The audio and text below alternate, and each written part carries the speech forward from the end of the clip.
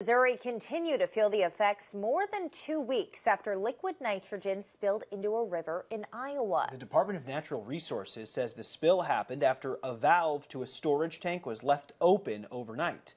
ABC 17's Nia Hinson has more on why the spill is causing problems and if the issue affects the rivers in mid-Missouri. Megan and Lucas, I talked to Matt Combs with the Missouri Department of Conservation. He tells me the biggest concern from this spill is that it's killing thousands of fish. Even though the East Nishnabotna River does flow into the Missouri River here in mid-Missouri, he says we aren't seeing the problem in the Missouri River, but it could lead to future problems in the spring months. Tonight, a fertilizer spill started in Iowa is creating problems in Missouri. The Missouri Department of Natural Resources says the spill affects 60 miles of the Nishnabotna River, including the 10 miles in Missouri, leading to a near total fish kill.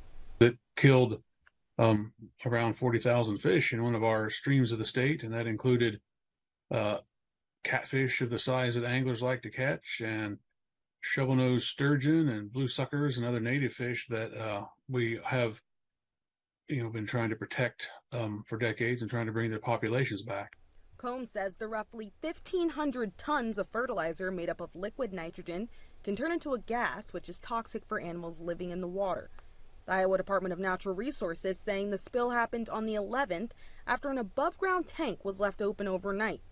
While Combs says most of the nitrogen has moved out, it can still settle at the bottom of the river, something he and the Missouri River Relief say could cause problems, especially as water temperatures begin warming up.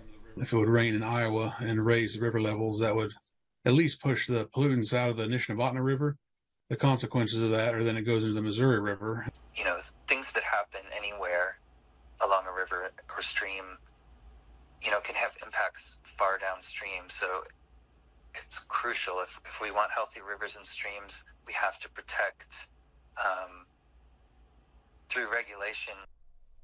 Combs also tells me when the spill first happened, there was a smell in the area that was affecting some people's lungs, but he says that part is past now and there shouldn't be any effect on people moving forward.